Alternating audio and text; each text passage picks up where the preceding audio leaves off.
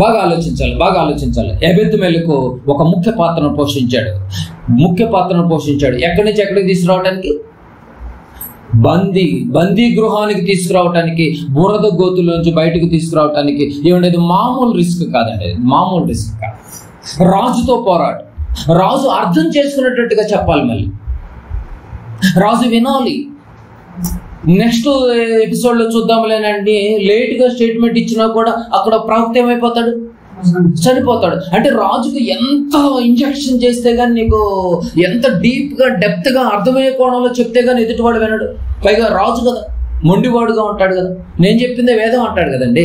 అలాంటి వ్యక్తిని కూడా మార్చినటువంటి వ్యక్తే ఈ షండు. బురద గోతులో నుంచి బందీ గృహంలోకి తీసుకురావటానికి ముఖ్య పాత్ర పోషించింది, రక్షించింది, కాపాడింది ఎవరు అంటే ఓవరాల్గా దేవుడే. కానీ ఎవరిని వాడబడ్డాడు. ఇప్పుడు ఆ పాత్ర పోషించడానికి నేనున్నాను అని అనటానికి ఎబెద్మెలెకు మనస్సు మార్చుకున్నాడు. చర్మాన్ని మార్చుకోలేకపోయాడు, కానీ ఏం మార్చుకున్నాడు? మన దేవుడికి కావాల్సింది చర్మాన్న మనసు కావాలి. మనస్సు మారే ప్రయత్నాలు చేయండి. చర్మాలు మారకపోయినా ఇప్పుడు పోయే కాలం ఏం లేదు. ఎడుదిరిగా చర్మం మట్టిలో కలిసిపోవటం, మనసు ఏం కలవదు. అయితే బాగా గమనించాలి. అయితే ఈ బందీ గృహంలో నుంచి మళ్ళీ ప్రజల్లోనికి తీసుకురావడానికి ఇంకో అతను వాడాడు. ఇప్పుడు ఇర్మియా గారు ఎక్కడున్నారు? బందీ గృహశాలలో ఉన్నాడు కదండి. ఈ బందీ గృహశాలలో ఉన్నటువంటి వారిని ప్రజల్లోనికి తీసుకురావడానికి ఇంకో అతను వెలుగులోనికి వచ్చాడు. ఎవరు అతను? ఒకసారి చూద్దాం. 39వ అధ్యాయం. అర్థమవుతుంది మీకు పాయింట్? అసలు నువ్వు ఏ పాత్ర పోషిస్తున్నావు అని మనకి ఏంటి నొక్కుతున్నట్లేదా, అడుగుతున్నట్లేదా, ప్రశ్నిస్తున్నట్లేదా? మనకి నీ పాత్ర ఏంటి? ఈ భూమి మీదకి వచ్చిన తర్వాత ఈ యూనివర్సల్ స్క్రీన్ పైన నీ పాత్ర ఏంటి? ఏ పాత్ర కుటుంబ పాత్రలు జనరల్గా లోకం అంతా చేసే పనులే. కుటుంబాన్ని పోషించుకునే పనులు ఇదంతా లోకం చేసే పనులే. కానీ దేవుడు అప్పచెప్పినటువంటి పనిలో నీ పాత్ర ఏంటి?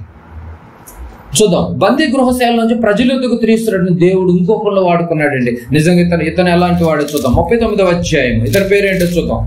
వీళ్ళ పేర్లు ఎవరు అసలు మారుమోగట్లేదు, మీరు బాగా గమనించలేదు కదండి. 39:13 ముందు 13 చూద్దాం, తర్వాత 14. కావున రాజదేహ సంరక్షకులకు అధిపతి అయిన నెబూజరదానును అనుంది చూడండి. ఇతను ఎవరు? ఇతని పేరేంటి? నెబూజరదానును షండులకు అధిపతి యగ్గు అనుంది చూడండి. ఇతను ఎవరంట? షండులందరికీ ఒక అధిపతి అంటే మెయిన్ రోల్ పోషిస్తున్నాడు. ఏమండి, ఇతనికి మైండ్లు బ్లాక్ అయిపోయింది. ఏమండి, ఎబెద్మెలెకు షండు, ఇతను షండులకే అధిపతి కదా. ఇతను రియలైజ్ అయిపోయి బాగా చూడండి మీరు. రాజదేహ సంరక్షకులకు ఏమండి, ఇతను కూడా ఎక్కడ ఉంటున్నాడు? ఇతను కూడా రాజకోటలోనే ఉంటున్నాడు. ఏం చూస్తున్నాడు ఈయన? రాజదేహ సంరక్షకులకు అధిపతి అంటే రాజును కాపాడాలి. రాజు మీద ఏగ వాళ్తానికి లేదు. రాజును కాపాడేటటువంటి పనిలో కొంతమంది అధిపతులు ఉన్నారు. ఆ అధిపతులు ఇతను ఎవరు? షండులకే ఒక అధిపతి. అప్పట్లో రాజును కాపాడటానికి షండులను పెట్టుకునేవాడు. ఏంటి అర్థమవుతుంది మీకు పాయింట్? ఎందుకంటే మామూలు వాళ్ళు అయితే రాజ్య సంరక్షకులకు, రాజదేహ సంరక్షకులకు, రాజులు రాణి గారిని వీళ్ళందరూ కాపాడటానికి వీళ్ళు పెట్టుకునేవాడు. ఎందుకంటే మామూలు వాళ్ళని పెట్టుకుని మోసం చేసేస్తారు కనుక అలాంటి వాళ్ళని పెట్టుకునేవాడు. అందుకని వాళ్ళ యొక్క మాట తీరి కూడా అప్పుడు మీరు ఒరిజినల్ ఇలాంటి షండులు అయితే వాళ్ళు నిజంగా ఆశీర్వదిస్తే మీకు మంచి జరుగుతుందని చెప్పి కొన్ని మాటలు వీళ్ళు వాడుతూ ఉంటారు. చూసారా? ఆ మాటలను ఎవరు అనుకున్నా ఒరిజినల్ వాళ్ళే కాపీ కొట్టారు వీళ్ళు. అంటే వీళ్ళు ఆశీర్వదిస్తే అవుతుందా అని అర్థం అక్కడ. అది కాదు ఇక్కడ. ఒరిజినల్గా వాళ్ళు అంటే వాళ్ళు సెక్యూరిటీ పర్సన్స్. వాళ్ళు దేహ సంరక్షకులకు అధిపతి అయిన నిజంగా ఆయన పేరు నెబూజరదానును కదండి. నెబూజరదానును అధిపతియగు, జ్ఞానులకు అధిపతియగు అనే పేర్లన్నీ చెప్పుకుంటూ వచ్చి బబులోను రాజు ప్రధానులందరూ దూతలను పంపి ఇతను కూడా డెసిషన్ తీసుకుంటున్నాడు. ఇప్పుడు ఎందుకు? ఒక ధైర్యం వచ్చేసింది. ఎబెద్మెలెకు తెగింపును గమనించాడు. ఇతను కూడా రాజకోటలోనే ఉంటాడు, అధిపతే. తెగించి ఏం చేస్తున్నాడు చూడు, 14వ వచనం. బందీ గృహశాలలో నుండి ఇర్మియాను తెప్పించి, డెసిషన్ ఎలా తీసుకున్నాడు చూసారా? బందీ గృహశాలలో నుండి ఇర్మియాను తెప్పించి అతని ఇంటికి తోడుకొని పోవుటకు షాహాను కుమారుడైన అహియాము కుమారుడు గెదల్యాకు అతన్ని అప్పగించిరి. అప్పుడు అతడు ప్రజల మధ్య నివాసము చేసెను. బాగా గమనించి ఇతడు ప్రజల మధ్య అప్పుడు నివాసం చేశాడు. ఇర్మియా గారు బాగా గమనించగలిగితే బురద గోతులో పడేశారు, విడిపించటానికి ఎబెద్మెలను వాడుకున్నాడు. అంతే కదండి, రైట్. రెండవదిగా బందీ గృహశాలను రప్పించడానికి ఎవరిని వాడుకున్నాడు? నెబూజరదానుని వాడుకున్నాడు. ఏమండి, అప్పుడు ఈయన జనులలోనికి ప్రజలలోనికి ప్రధాన పాత్ర ప్రజల్లోనికి వచ్చేసారు. ఇప్పుడు జనులలోనికి ప్రజల్లోనికి రావటానికి ప్రధాన పాత్ర పోషించింది ఎవరు? ఇప్పుడు ఇద్దరు, ఎబెద్మెలకు, నెబూజరదాను. ఏమండి, ఇతను నపుంసకుడు, ఇతను షండు అధిపతే కదండి. మరి మనం ఎలా ఉన్నామండి ఈరోజు? ప్రజలు ఏమైపోతారో, ప్రజలకు సమాచారాన్ని తెలియచేయాలి. దేవుని బిడ్డలు వీళ్ళందరూ దేవుని వైపు మళ్లించడానికి ప్రవక్త అనేవాడు ఒకడు ఉన్నాడని ప్రవక్త కాలం అది. ఆలోచించాలి. నిజంగా ఎంత డెసిషన్ తీసుకున్నాడు చూడండి. దేవుని వీళ్ళ కష్టం ఏమైనా వృధా అయిపోద్ది అనుకుంటున్నారా? మీరు అనుకున్నారు మనం దేవుని కోసం ఏం చేస్తాంలే, చేసిన వృధా లేదా, ఏముందిలే చెప్పి మీరు లైట్ తీసుకుంటున్నారా? కానీ వాళ్ళకి అర్థమైపోయిందండి. ఈ ప్రవక్త కెపాసిటీ అర్థమైనప్పుడు, ప్రవక్త అవసరత అర్థమైనప్పుడు, ప్రవక్తను పంపించిన దేవుని యొక్క గొప్పతనం తెలియదు అంటారు వాళ్ళకి. తెలిస్తేనే కదండి ప్రవక్తను పట్టుకుంది వాళ్ళు, ప్రవక్తను రక్షించింది వాళ్ళు. అంతే కదండి. అయితే ఒకరోజు ఒక భయంకరమైనటువంటి సిచ్యువేషన్ ఏర్పడింది. ఆ రోజు ఆ దేశానికి బబులోను సామ్రాజ్యంలోని కొనుక్కోబడేటటువంటి పరిస్థితి ఏర్పడిపోయింది ఇప్పుడు ఇశ్రాయేల్ అందరికి. అలాంటి సిచ్యువేషన్లో ఇప్పుడు ఇర్మియా గారికి ఒక వార్త వచ్చింది. ఒక వాక్కు ప్రత్యక్షమైంది. చివరిగా మాటలు మనం బాగా గమనిద్దాం. ఇర్మియా గ్రంథము ఇప్పుడు ఎబెద్మెలకు చేసిన రిస్క్ మామూలు విషయం కాదు. ఏం చేశాడని అంటారా? ఏం చేశాడు? ఒక్క సంవత్సరం మీరు సమాజానికి సువార్త అందించడానికి బయలుదేరి వెళ్ళండి. ఒక 1 ఇయర్ వెళ్ళి చూడండి ఏం చేశాడు మీకు తెలుస్తుంది. నేను అంత రిస్క్ తీసుకున్నాడండి ఎబెద్మెలకు, అంత రిస్క్ తీసుకున్నాడు. రైట్. అయితే ఇప్పుడు ఏం జరిగిందో దాని బెనిఫిట్ అసలు మీకు అర్థం కావట్లేదండి. దేవుణ్ణి పట్టుకుని పాడైపోయినటువంటి వాడు చరిత్రలో ఎవరు లేరండి. అది అన్యుడైనా, ఇశ్రాయేల్ అయినా, క్రైస్తవుడని ఎవరైనా కూడా. మనమే తొందరపడి డెసిషన్ తీసేసుకుంటాం. కానీ ఏం జరిగిందో ఒకసారి చూడండి. 39వ అధ్యాయము 15వ వచనం. ఇర్మియా బందీ గృహశాలలో నుండగా యెహోవా మాట అతనికి ప్రత్యక్షమయ్యేలాగా సెలవిచ్చాను. ఏమండి అసలు ఈ వాక్యం ఎప్పుడు వచ్చిందట? బందీ గృహంలో ఉన్నప్పుడే దేవుడు ఇచ్చేసాడంట ఇమీడియట్ గా. ఏమిటి మీకు దేవుడి యొక్క అవసరం మీకు అర్థం కావట్లేదు. దేవుడు ఎలా ఆలోచిస్తాడంటే గ్లాస్ నీళ్ళు ఇస్తేనే గొప్పగా చెప్పుకుంటున్నాడు. అలాంటిది ఇర్మియాను కాపాడతాం అంటే, ఇర్మియాను రక్షించడం అంటే, మరణం నుంచి రక్షించడం అంటే మామూలు విషయం అండి. అయితే బందీ గృహంలో ఉన్నప్పుడే ఎబెద్మెలకు గురించి ఇన్ఫర్మేషన్ ఇచ్చేసేసాడు. ఆ సంగతి ఎబెద్మెలకు తెలియదు. అసలు ఆ యొక్క ఎఫెక్షన్ చూడండి అండి, ఆ ప్రొటెక్షన్ చూడండి, ఆ సంరక్షణ చూడండి, దేవుని సంరక్షణ. నా పక్షాన బయలుదేరినటువంటి ప్రవక్తయ్యా, నా పక్షాన బయలుదేరిన ప్రవక్తను కాపాడుతాం అంటే అసలు ఎంత పెట్టి పుట్టాలి. ఆ వ్యక్తిని నేను వదలకూడదు అనుకున్నాడండి దేవుడు. ఎప్పుడు ప్రత్యక్షమైందంటే మన గురించి మనకు తెలియదు. మన గురించి ఎంత గొప్పగా ఆలోచిస్తాడు. అందరి గురించి కాదులే. ఎవరి గురించి? ఎబెద్మెలకు లాంటి బ్రతికేటటువంటి బ్రతుకుల గురించినటువంటి వాళ్ళని ఎలాగ ఆలోచిస్తాడు. ఏం ఆలోచించాడు చూడండి. బందీ గృహశాలలో ఉండగానే యెహోవా మాట అతనికి ప్రత్యక్షమై ఇలాగ సెలవిచ్చాను. అప్పటికి ఇంకా నెబూజరదాను బయటికి తీసుకురాలేదు. అప్పుడే ఎబెద్మెలకు గురించి ఇన్ఫర్మేషన్ ఇచ్చేసేసాడు వాక్. రైట్. 16వ వచనం. నీవు వెళ్ళి ఇర్మియా నువ్వు వెళ్ళాలి, దేవుడు రక్షించుకుంటాడండి. కాకపోతే ఏంటంటే ఆ రక్షించుకునేటటువంటి పరిస్థితిలో ఎవరిని వాడుకుంటాడో తెలీదు. వాడబడటానికి నువ్వు రెడీగా ఉండాలి. అర్థమైంది మీకు? చూడండి, సంఘంలో మీరు అవైలబుల్గా ఉంటే మీకు ఏదైనా వర్క్ షేర్ అవుతాయి. అంతే కదా? అవైలబుల్ లేకపోతే మీకు ఈ షేర్ ఏమవుతాయి. అందుకని ఆయన అవైలబుల్గా ఉన్నాడు. రాజ్యంలో మనస్సును మార్చుకోవడానికి సిద్ధంగా ఉన్నాడు. మనసును మార్చుకోవడానికి సిద్ధంగా ఉన్నాడు, మార్చుకున్నాడు. ఏమన్నాడు? నీవు వెళ్ళి కూషీయుడగు. కూషు దేశంలో ఎంతో మంది ఉండగా ఎబెద్మెలకు ఒక్కనే రక్షించమంటున్నాడు. చూడండి, మీకు అర్థమవుతుంది దేవుడి యొక్క ఇది. కూషీయుడుకు ఎబెద్మెలకుతో ఇట్లను డైరెక్ట్ గా నువ్వు వెళ్ళి ఎబెద్మెలకుతో నువ్వు వెళ్ళి చెప్పు. ఏమనాలి?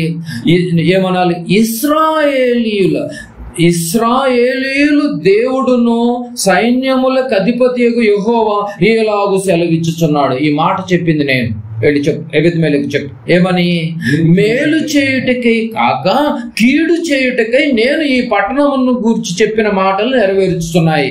ఈ పట్టణాన్ని మొత్తానికి కీడు కలపటాన్ని నేను డిసైడ్ అయిపోయా, నాశనం చేయడానికి డిసైడ్ అయిపోయా, బబులోను సామ్రాజ్యానికి అప్పచెప్పడానికి డిసైడ్ అయిపోయాను నేను. ఇర్మియా, నేనైతే డిసైడ్ అయిపోయా. నువ్వు వెళ్ళి చెప్పు. నీవు చూచుచుండగా ఆ మాటలు ఆ దినమున నెరవేరును. వెళ్ళి కూషు దేశస్తుడైనటువంటి ఎబెద్మెలకు నువ్వు చెప్పమన్నాడు. ఏమిటి? కూషు దేశంలో ఒక్కడే ఉన్నాడు ఇప్పుడు దేవుని పక్షాన ప్రవక్తను రక్షించటానికి. మరి మనం కనీసం ఇంటికి ఒకడు ఉన్నాడా దేవుని పక్షాన బయలుదేరతాను? అందుకే మనం ఎడిదిరిగి వెళ్ళామని పాటలు కూడా ఎలా కైకెట్టుకున్నారంటే, వెళ్ళే వారిని పంపండి అని చెప్పి అన్నారు, కానీ వీళ్ళు వెళ్ళరు. ఎవరు వెళతారు? వెళ్ళే వాళ్ళని పంపండి. అసలు నువ్వు కూడా అలా వెళ్ళటానికే కదా నీ జన్మ, నా జన్మ, మనందరి జన్మ. ఇంకెవరు వెళ్తారండి? ఎవరికి మట్టుకు వాళ్ళు నువ్వు వెళ్ళే వాళ్ళని పంపండి, వెళ్ళే వాళ్ళని అందరూ పంపమని పాడపాడుకుని వెళ్ళిపోతే వెళ్ళేది ఎవరు? బాగా ఆలోచించాలి. నీవు చూచుచుండగా ఆ మాటలు ఆ దినమున నెరవేరును. 17వ వచనం. ఆ దినమున నేను నిన్ను విడిపించెదను. ఆ రోజు నేను నిన్ను విడిపించెదనని వెళ్ళి కూషి చెప్పు. మొత్తం నాశనం అయిపోయినా కూడా ఈ పట్టణంలో ఇప్పుడు ఎవరు సేఫెస్ట్ జోన్ లో ఉంటారు? ఇప్పుడు ఎబెద్మెలకు ఏంటి అలా పట్టడానికి, అలా రక్షింపబడటానికి కారణం ఏంటి? అతను చాలా రిస్క్ తీసుకున్నాడు. మరి మనం తీసుకున్న రిస్క్ లేదు. రేపు మనల్ని కూడా కాపాడబడటానికి మనం తీసుకున్న రిస్క్ ఏది? మనం ప్రార్థనకు రావటమే చాలా రిస్క్ అనుకుంటాం. అబ్బో చాలా రిస్క్తో కూడుకున్నటువంటి పని, ఆదివారం ప్రార్థనకి వెళ్తాం అనుకుంటాం. రేపు నిన్ను పరలోకం తీసుకెళ్తానికి కూడా అమ్మో ఇలాంటి వాడిని మన పొరపాటు కూడా తీసుకెళ్ళకూడదు అంటాడు. అప్పుడేం చేస్తారు? ఒక అన్యుడు అండి బాబు, ఆయన క్రైస్తవుడు కాదు, ఒక ఇశ్రాయేలుడు కాదు, కూషు దేశస్థుడు. చర్మాన్ని మార్చుకోలేకపోయాడేమో నల్ల జాతి వాడైనా కానీ దేన్ని మార్చుకున్నాడు? మనసును మార్చుకున్నాడు. సమాజంలో నపుంసకుడిగా బ్రతికాడు, షండుడిగా బ్రతికాడు. కానీ దేవుని పక్షాన వచ్చినటువంటి ఒక ప్రవక్తను కాపాడినటువంటి వ్యక్తిలో ప్రధానమైనటువంటి వ్యక్తి కదండి. ఆ దినమున నేను నిన్ను విడిపించేదను. అభయమైనటువంటి మాట చూడండి, 17వ వచనం. నీవు భయపడు మనుషుల చేతికి. నువ్వు మనుషులకి భయపడుతున్నావు కదా, నీవు భయపడు మనుషుల చేతికి నీవు అప్పగింపబడవని యెహోవా నా మాటగా చెప్పు. వెళ్ళి ఇర్మియా నా మాటగా చెప్పు. ఎబెద్మెలకు మీద ఏగ వాళ్ళదని చెప్పు, మనుషులు భయపడద్దని చెప్పు.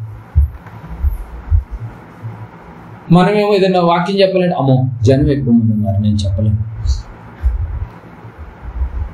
అవును, మరి వాక్యం చెప్పేదే జనానికి, ప్రజలకు. మరి ఆ ప్రజల ముందు మాట్లాడటానికి నీకు నోరే రాకపోతే నిజంగా ఎబెద్మెలకు పరిస్థితి చూడండి. ఎంత రిస్క్ తీసుకోబట్టే నిజంగా అతని ప్రాణానికి ముప్పు లేకుండా ఉంచాడు.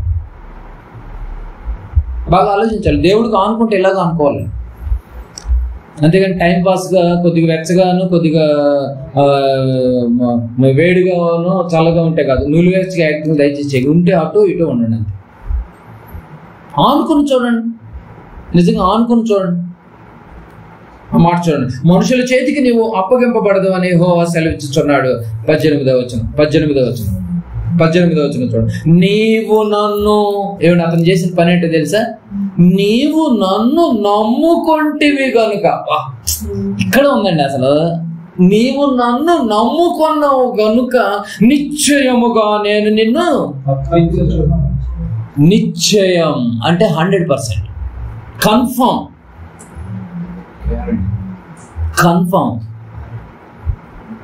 ఏమండి నిజంగా మనల్ని తప్పించడానికి మనం ఇలాంటి రిస్కులు ఏమైనా తీసుకున్నామండి? ఏదైనా చుట్టాలు వస్తే ప్రార్థనలు ఆగిపోతాం, ఏదైనా జలుబు చేస్తే ప్రార్థనలు ఆగిపోతాం, మబ్బులు ఏమైనా మేఘాలు వచ్చి కమ్మకు ముందే మనం ఇక్కడ ఎక్కడన్నా వర్షం వస్తుందేమోనని ప్రార్థనలు ఆగిపోతాం. ఆ రోజు నిజంగా నేను అనుకోవాలండి, బాగా నిజంగా ఆనుకుని చూడండి. ఒక అబద్ధమేలకు ఆనుకున్నాడండి, అర్థమైపోయిందండి. ఇర్మియా ప్రకటిస్తుంటే విన్నాడు, ఎక్కడో విన్నాడు. అమ్మో, దేవుని పక్షాన బయలుదేరినటువంటి వ్యక్తి ఇలాంటి ఇర్మియాని నిజంగా నేను కాపాడకపోతే ఎలా? అంతమందిలో ఉండి ఒక అన్యుడు వాక్యాన్ని విన్నాడండి. ఆ రోజు సమాచారాన్ని ఎక్కడో విన్నాడు. ఇర్మియా గారు ప్రవక్తల మాటలు విన్నాడు. ఆలోచనలోనికి పట్టించాడు. చర్మాన్ని మార్చుకోలేకపోయాడేమో, కానీ మనస్సును మార్చుకొని ఈరోజు మన మధ్య చరిత్రలో నిలిచిపోయాడు. ఎంత గొప్పగా ఉంది చూడండి, నా మాట చూడండి. నీవు నన్ను నమ్ముకుంటివి గనుక. దేవుని నమ్ముకున్న వాళ్ళకి రిస్క్ ఉంటుంది కాదంటలా, కానీ ఒకరోజు ఎవరి కోసమైతే నువ్వు రిస్క్ తీసుకున్నావో ఆ దేవుడు మహాశక్తి నేను కాపాడుద్ది ఒకరోజు. అదే ఉంది చూడండి, నిశ్చయముగా నేను నిన్ను తప్పించేదను. తప్పించడం అంటే మామూలు విషయం అండి. షడ్రకు మేషకు అభిగిన వాళ్ళు అగ్నిగుండంలో తప్పించడం అంటే మామూలు విషయం అండి. కాలిపోవాల్సిన వాళ్ళు తప్పించడం అంటే అప్పుడు ఆ రోజు ఎవరి కోసం రిస్క్ తీసుకున్నాను? ప్రతి మొక్కొద్దంటే నా బిడ్డలు మొక్కకుండా నిలబడ్డారు. ఇలాంటి వాళ్ళు నేను కాపాడకపోతే ఎలా? రక్షించకపోతే ఎలా? తప్పించకపోతే ఎలా అని ఆ రోజు వాళ్ళ గురించి ఆలోచన చేసి ఒక దూతనే పంపించాడు. ఇదిగో ఈ రోజు ఇదిగో నా పక్షాన బయలుదేరినటువంటి ప్రవక్తను టచ్ చేస్తే దేవుడు ఊరుకోడు తెలుసా? నా పక్షాన బయలుదేరినటువంటి నా బిడ్డలను కాపాడటానికి ఇదిగో ఎబెద్మెలకు రిస్క్ తీసుకున్నాడు. అయితే నేను ఇప్పుడు ఇమీడియట్గా ఏం చేయాలి? ఇప్పుడు తప్పించాలి. తప్పించేదను. నీవు ఖడ్గము చేత పడవ. ఎవడు నిన్ను లేపాడు? బబులోను సామ్రాజ్యం వెళ్తానికి వస్తోంది. నీ మీద మాత్రం ఏం కాదు. అసలు ఖడ్గం నీ మీద ఎత్తేవాడు ఎవడన్నాడు? ఖడ్గము చేత పడవు. దోపుడు సొమ్ము దక్కించుకున్నట్లు. దోచుకున్నటువంటి సొమ్మును దక్కించుకోవడానికి చాలా మంది ప్రయత్నాలు చేస్తూ ఉంటారు. ఏమండి? దోపుడు సొమ్ము దక్కించుకున్నట్లు. ఈ పదం చూడండి, నీ ప్రాణమును నీవు దక్కించుకొందువు. నీ ప్రాణానికి ఏమీ ముప్పు లేదు. ఇది ఎవరి మాట? ఎవరి ఆజ్ఞ? ఇది యెహోవా వాక్కు. ఇది అన్నాడు. ఇదే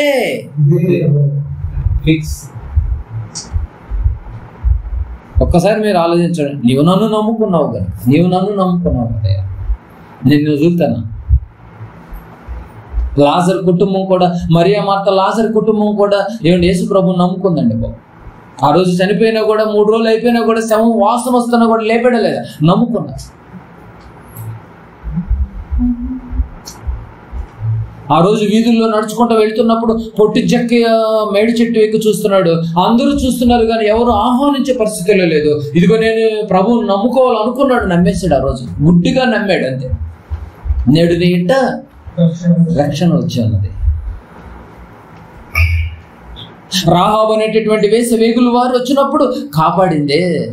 జమ్మికట్టలు అడ్డం పెట్టి మొజ్జు పైన అటక పైన వదిలేడండి. మీరు చెప్పండి. అదే ప్రవక్త ఆ కిటికీకి ఎర్రటి దారం కట్టి నువ్వు వెళుతున్నానమ్మా, ఇవి ఈ దారం మాత్రం జాగ్రత్త, ఈ ఇంటికి ఎవరు కూడా ఈ ఇంటికి రారేక నిన్ను కాపాడే వెళ్తారా? ఈ ఇంటికి తప్ప ఎంత మొత్తం కొలాప్స్ అయిపోతాను. అయితే ఒక చిన్న ఆజ్ఞ ఉంది, వాళ్ళ యొక్క ఫ్యామిలీ మొత్తం నా ఇంట్లోకి చేర్చింది. నిజంగా ఎంత ప్రొటెక్షన్ చూసారా? ఈరోజు ఎబెక్కిన వెళ్ళి కూడా ఈరోజు ఆ పరిస్థితుల్లో రావడానికి కారణం ఏంటి తెలుసండి? ముఖ్య పాత్ర పోషించాడు. బబులోను ఏమంటే ఆ దేశంలో, కూషు దేశంలో ఎంతో మంది ఉన్నా కూడా చెల్లించింది ఎవరు చెప్పండి? తెగించింది ఎవరు? చెల్లించింది ఎవరు? ప్రయత్నం చేసింది ఎవరు? ఆలస్యం చేయకుండా డెసిషన్ తీసుకుంది ఎవరు? రాజు దగ్గరికి వెళ్ళింది ఎవరు? మాట్లాడింది ఎవరు? చెప్పిన వెంటనే ఇక ఇమీడియట్ గా బయలుదేరింది వెళ్ళింది ఎవరు? ఇర్మియాకు శరీర సంబంధం కూడా ఎక్కడ కూడా ఏమిటి చిన్న మచ్చలు కూడా పడకూడదు, ఏమిటి ఆ యొక్క బాడీ కందిపోకుండా ఉండాలని ఆలోచన చేసినటువంటి వ్యక్తి నిజంగా ఎబెద్మెలెకు. ఎంత గొప్ప వ్యక్తి మీరు బాగా గమనించాలి. తన చర్మాన్ని కాపాడుకోలేకపోయాడు కానీ తన చర్మాన్ని మార్చుకోలేకపోయాడు కానీ తన మనస్సును మార్చుకున్నాడు. మరి మన మనస్సు, అతని యొక్క ప్రాణానికి ఏం ముప్పు లేదట, చెప్పేసాడు ఆల్రెడీ. నీ ప్రాణానికి నేను అడ్డం అన్నాడు. అడ్డం ఉంది మామూలు దారి పోయి దానే కాదు, దేవుడు. ఏ దేవుడు అంటే పైన చెప్పుకుంటూ వచ్చాడు బందీగృహంలో ఉన్నప్పుడే, సైన్యములకు అధిపతి యెహోవా చెప్తున్నాడు. వెళ్ళి చెప్పు, దేవుడే ఎంటర్ అయ్యాడంటే మామూలు రిస్క్ కదా. ఆ రోజు ఎబెద్మెలెకు తీసుకుని బాగా ఆలోచించాలి. ఒక అన్యుడు మారిపోతే ఏమండి నిజంగా మన పరిస్థితి ఏంటి? ఒక అన్యుడు మారిపోయాడండి, మనం ఎందుకు మారిపోవడం? మారే మనం ఒకవేళ నటిస్తున్నాం. మేము దేవుని కోసం బ్రతుకుతున్నావు అంటే అయితే నువ్వు దేవుని సేవకులను కాపాడాల్సినటువంటి పని కూడా నీ బాధ్యత. దేవుని మాటలు సమాజానికి ఎంతైనా అవసరం కాదు. స్వచ్ఛమైన, పరిపూర్ణమైన, యథార్థమైన, ఆత్మలు రక్షించే బోధ కరువు అయిపోయింది సమాజం.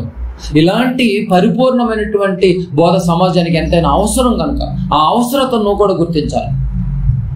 దాంట్లో నీ పాత్ర ఏంటి? నువ్వు కూడా బయలుదేరే పరిస్థితులు నువ్వు కూడా ఉండాలి. అదే రిస్క్. శ్రమలేందు నువ్వు కూడా పరిపూర్ణులైపోవాలి. కనుక బాగా గమనించాలి. ఎవరైతే బలమైనటువంటి బోధకులు ఉంటారో నిజంగా అండి అక్కడ మనుషులు ఉండరండి. బాగా గుర్తుపెట్టుకోండి. బలమైన బోధ దగ్గర మనుషులు ఉండరని మీకు అర్థం కావాలి. ఎక్కడైతే బలహీనమైనటువంటి వీక్గా ఉన్నటువంటి శరీర వీక్ కాదు, ఇక్కడ ఆత్మీయతలో వాక్యానుసారమైనటువంటి వీక్ కలిగినటువంటి సేవకులు, పాస్టర్లు ఎక్కడైతే ఉంటారో అక్కడ గుంపులు ఉంటారో అన్న సంగతి మాత్రం మర్చిపో. ఈ ట్రిక్ మీకు అర్థం కానంత వరకు సమయం వృధా అయిపోతుంది. కనుక ప్రియమైన దేవుని వారలారా బాగా గమనించండి. ఒక కూషు దేశస్థుడు నమ్మకంగా బ్రతికాడు. నీవు నన్ను నమ్ముకున్నావు గనుక ఒక కూషు దేశస్థుడు నమ్మకంగా బ్రతికాడు. మరి మనం ఎలా బ్రతుకుతున్నాం? ఎలా బ్రతకాలి? ఒకసారి మీరు ఆలోచించాలి. మనం అందరం కలిసి ఆలోచిద్దాం. ఒక అన్యుడి కదా, నపుంసకుడు కదా, చర్మాన్ని మార్చుకోలేకపోయాడు. అందుకే ఇర్మీయా గారు మాట్లాడాడు. ఎగ్జాంపుల్ కూడా అతని గురించి చెప్పినటువంటి మాటే. కూషు దేశస్థులు చర్మమును మార్చుకొనగలరా? కానీ అదే కూషు దేశంలో ఉన్నటువంటి నపుంసకుడైనటువంటి షండుడైనటువంటి ఎబెద్మెలెకు మనసును మార్చుకున్నాడు. దేవుని మనసులో చోటు సంపాదించాడు. దేవుడే ప్రవక్తకు ప్రత్యక్షమై చెప్పినటువంటి ఆ ధైర్యపు మాట ఎంత గొప్పగా ఉంది. అతడు నన్ను నమ్ముకున్నాడు కనుక అతన్ని కాపాడాల్సినటువంటి బాధ్యత కూడా నాకుంది. అతను ఒంటి మీద ఖడ్గం పడటానికి వీల్లేదు, కత్తి పడటానికి కూడా వీల్లేదు. ఎంత గొప్ప ప్రొటెక్షన్ అండి, ఎంత గొప్ప ప్రొటెక్షన్. ఈరోజు ఒక బిడ్డను కనటానికి కూడా కత్తే పడుతుంది మరి పొట్టపైన. నిజమండి. కనుక బాగా ఆలోచించండి. తన చర్మమును మార్చుకోలేనటువంటి వాడు తన మనసును మార్చుకున్నాడు. మరి మన మనసులు ఎలా ఉన్నాయి? ఎప్పుడు మార్చుకున్నాడు? ఎలా మార్చుకున్నాడు? ఏ సిచ్యువేషన్లో మార్చుకున్నాడు? ఏ విధానంలో మార్చుకున్నాడు అని మనకు అర్థమైపోయింది. ఇప్పుడు మనకి చక్కగా వాక్యం పరిపూర్ణంగా అందుతుంది. చక్కగా బాడీ సహకరిస్తాం. బాల్య దినాలు ముగిసిపోయినాయి, యవ్వన కాలాలు దాటిపోతున్నాయి, నడి ప్రయాణం కూడా ముగిసిపోతాను, వృద్ధాప్య ఛాయలు కనపడుతున్నాయి. ఏ దశలోనైనా కూడా ఏమైనా మార్పు వచ్చిందా? ఒక్కసారి మనకు మనమే పరీక్షించుకుంటే మనకు మనమే తీర్పు పొందక పోదు. రేపు ప్రభుల వారు రాబోతున్నారు. ఎడమవైపు ఉన్నవారిని, కుడివైపు ఉన్నవారిని చూసి, కుడివైపు ఉన్నటువంటి వారిని తీసుకుని మేఘాల మీద తీసుకుని వెళ్ళటానికి సిద్ధంగా ఉన్నాడు. రక్షించటానికి, కాపాడటానికి. ఆ గుంపులో మనం ఉండాలి అంటే ఎబెద్మెలెకు లాంటి తెగింపు, ఎబెద్మెలెకు లాంటి ధైర్యం, ఎబెద్మెలెకు లాంటి త్యాగం, ఎబెద్మెలెకు లాంటి ఆలోచన. ఏదో నేను ఒక చోట పని చేసుకుంటాను కదా, ఇంకా నాకు ఈ పని ఇల్లే కాకుండా, అతను కూడా పనిలోనే ఉన్నాడు ఆ రోజు. కాకుండా దేవుని గురించినటువంటి వార్తను ఎక్కడున్నాడు ఆ సమాచారాన్ని మైండ్లో పెట్టుకుని అది గుండెల్లోనే పెట్టుకోకుండా, హృదయంలోనే పెట్టుకోకుండా దాన్ని రిలీజ్ చేశాడే. ఆ రిలీజ్ చేయటంలో త్యాగం ఉంది, రిలీజ్ చేయటంలో ప్రాణాలు పోయే పరిస్థితి ఉంది. కనుక ఈ రోజు నుంచి ఎంత విలువైనటువంటి మాటలను దయచేసి మీలోనే పెట్టుకోకుండా, అనేక మందికి ఇలాంటి మాటలను ఏదో ఫోన్లో షేర్ చేసినట్టుగా షేర్ చేయమని నేను అడగను, కానీ హార్ట్ఫుల్గా అందించాలి. నీవు నన్ను నమ్ముకున్నావు కనుక ఇదిగో దేవుని నమ్ముకున్నటువంటి బిడ్డలకు ఎలాంటి ప్రమాదాలు ఉండవు, వాళ్ళ ప్రాణాలను కాపాడుతానన్నటువంటి ఒక భరోసా దేవుడిస్తున్నాడు కదండి. అందుకే పౌలు గారు మాట్లాడుతుంటాడు, ఇదిగో నేను బ్రతుకుట క్రీస్తే చావైతే లాభం అన్నాడు కదా. అర్థమైపోయింది, నేను చనిపోయినా కూడా తిరిగి లేపుతాడు అన్నాడు. యేసు ప్రభుల వారు 33.5 సంవత్సరాలు ఏ అధికారికి కూడా భయపడలేదు. మోమాటం లేని వారుగా నువ్వు బోధిస్తున్నావు అని చెప్పి ఆ యూదులు, ఆ పరిసయ్యులు, శాస్త్రులే ఇగో స్టేట్మెంట్ ఇచ్చారు. అసలు ఇంత ధైర్యం నీకు ఎక్కడి నుంచి వచ్చింది? మోమాటం లేని వాడిగా నువ్వు బోధిస్తున్నావు. మోమాటం ఎందుకండి? ఉన్నది చెప్పుకోవటానికి మోమాటం ఎందుకు? నువ్వు ఈ రోజు ఉంటావు, నేను వెళ్ళిపోతావు. రిలేషన్ పక్కన పెట్టండి, ఏ రిలేషన్ అయినా కూడా అందరితో తెగిపోవటం కదండి, చావుతో అన్నీ తెగిపోవటమే కదా. ఇక్కడ రిలేషన్ కాదు మనకు కావాల్సింది, ఉన్నది ఉన్నట్టుగా తెలియచేయాలి. ఆ తెలియచేసిన సమాచారాన్ని బట్టి మనం కూడా బ్రతకాలి. ఆ బ్రతుకును బట్టి నెబూజరదాను బయలుదేరి వచ్చాడా లేదండి? బందీ గృహశాల నుంచి బయటికి తీసుకురావడానికి రిస్క్ తీసుకున్నాడా లేదా? చూశాడండి, ముందు చూశాడు. దీన్ని ఎబెత్మెలెకును చూశాడు. మరో వ్యక్తి తయారయ్యాడు. మళ్ళీ ప్రవక్త నేను బయటకు ప్రజల్లోనికి తీసుకెళ్లాల్సిందే. ప్రజల్లోనికి తీసుకువెళ్ళటానికి ఆయన తీసుకున్నటువంటి రిస్క్ ఇంత చేసి ఆ బందీ గృహంలో ఉంటే ఉపయోగం ఏముంది? మరి దేవుని పక్షాన బయలుదేరాలి, బయటికి వెళ్ళాలి, ప్రజల్లోనికి వెళ్ళాలి. అయితే నేను బయటకు తీసుకురావాలని ఒక వ్యక్తికి మరో వ్యక్తి ఇదైపోయాడు. చూశాను. మరి నీ వల్ల ఏ కుటుంబం వచ్చింది? నీ వల్ల ఎన్ని కుటుంబాలు మారుతున్నాయి? నీ వల్ల మారిన ఒక వ్యక్తిని చూపించండి. ఎబెద్మెలెకు వల్ల మరో వ్యక్తి, ఆ వ్యక్తి వల్ల మరొక వ్యక్తి, అలా మారిపోతున్నారే. అపోస్తుల వల్ల ఎంతో మంది ప్రారంభ మొదటి 100వ సంవత్సరంలో ఎంతమంది మారలేదు? ఒక తిమోతి మారాడు, ఒక తీతు మారాడు. వాళ్ళు వెళ్ళిపోయారండి. వాళ్ళు లేరు ఇప్పుడు. ఇక వాళ్ళు ఎవరు రారు. మనల్ని మనమే కాపాడుకోవాలి. ఇప్పుడు అపోస్తులు ఎవరు లేరు. నీకోసం ఎవరు త్యాగం చేసే వాళ్ళు ఎవరు లేరు. నీ ఆత్మను నువ్వే కాపాడుకోవాలి, నా ఆత్మ నేనే కాపాడుకోవాలి. ఎవరో వచ్చి చెప్తారు, ఎవరో వచ్చి చేస్తారు, ఇవన్నీ ట్రాష్ మాట్లాడి ఎవరు రారండి. ఏ సేవకుడు కూడా రారు మీ దగ్గర. నీ ఆత్మను నువ్వే కాపాడుకోవాలి. వచ్చిన వాళ్ళ అవసరాల కోసం, వాళ్ళు దండుకోవడం కోసం వస్తారు తప్ప నిన్ను రక్షించాలని, నీ కుటుంబాన్ని వాక్యంతో పోషించాలన్నటువంటి తాపత్రం ఎవరికి లేదు. అంత బిజినెస్ మైండ్. అది ప్రవక్తల కాలం కాదు, ప్రజల దగ్గరికి వచ్చి చెప్పడానికి. ఇది ఆ రోజు ప్రవక్తలు కాబట్టి డైరెక్ట్గా వచ్చి చెప్పారు ప్రజలు. ఇప్పుడు ఎవరు రారు. నువ్వే ఒక ఆయుధంగా, నువ్వే ఒక సైనికుడిగా నిన్ను నువ్వు మార్చుకోవాలి. నువ్వే ఒక వాడిగల ఖడ్గముగా మారిపోవాలి. దేవుని అమ్ముల పొదిలో ఒక బాణంగా నువ్వే తయారవ్వాలి. ఒక ఎబెద్మెలెకు అలాగే తయారయ్యాడు. ఒక నెబూజరదాను కూడా ఏమంటే ప్రజల మధ్యకి తీసుకురావడానికి రిస్క్ తీసుకున్నారు. వీళ్ళిద్దరు ముఖ్య పాత్రలు మీరు గమనించారు. నపుంసకులు అంత ముఖ్య పాత్ర పోషిస్తే మనం ఇంకెంతగా పోషించాలి? ఒకసారి మనందరం కూడా ఆలోచించి, చర్మాన్ని మార్చుకోలేనటువంటి కూషు దేశస్థుడు తన చర్మమును మార్చుకోలేకపోయాడేమో కానీ దేన్ని మార్చుకున్నాడు? మనస్సును మార్చుకున్నాడు. మనస్సును మార్చుకుందాం. మనసు ఇచ్చినటువంటి దేవునికి చోటిద్దాం. మంచి నిర్ణయం తీసుకోండి. దేవుని చిత్తం అయితే మరొక వారంలో మళ్ళీ మనం ఇలాంటి విలువైనటువంటి వాక్కులతో, మనస్సును మార్చేటటువంటి విలువైనటువంటి వాక్కులతో మళ్ళీ మనందరము ఇలాంటి ప్రతిసారి దేవుని యొక్క వాక్కులతో కలిసేటటువంటి మంచి సందర్భంలో మనందరం కలుద్దాం. కళ్ళు మూసుకొని ప్రార్థన చేసుకుందాం. దయగలిగినటువంటి మా కన్న తండ్రి, మీ పాదాలు వందనాలు చెల్లించుకున్నాం తండ్రి. మీ విలువైనటువంటి మాటల కోసం ఒకనాడు ప్రవక్తలను పంపించారు. ఆ ప్రవక్తల లోకంలో ఎలాంటి రిస్క్ ఉందో మేము గమనించాము తండ్రి.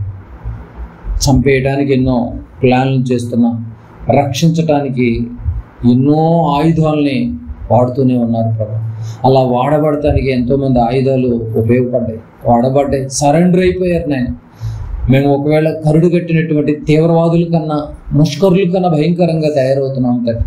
వినేటప్పుడు బాగానే ఉంటున్నాం తండ్రి. కానీ విని వెళ్ళిపోయిన తర్వాత మళ్ళీ లోకానుసారమైనటువంటి ఆలోచనతో ఒకవేళ మేము మగ్గిపోతున్నామేమో, వాక్యం అనే రంపపు కోతతో మమ్మల్ని మీరే బండను కొట్టి సుత్తితో మమ్మల్ని మీరు బద్దలు కొట్టి తండ్రి ఇంకా మీకు దగ్గర చేర్చుకోవడానికి మీ సహాయం మాకు కావాలి తండ్రి. తల్లించిన బిడ్డలను మీరు ప్రత్యేకంగా మీరు జ్ఞాపకం చేసుకోండి తండ్రి.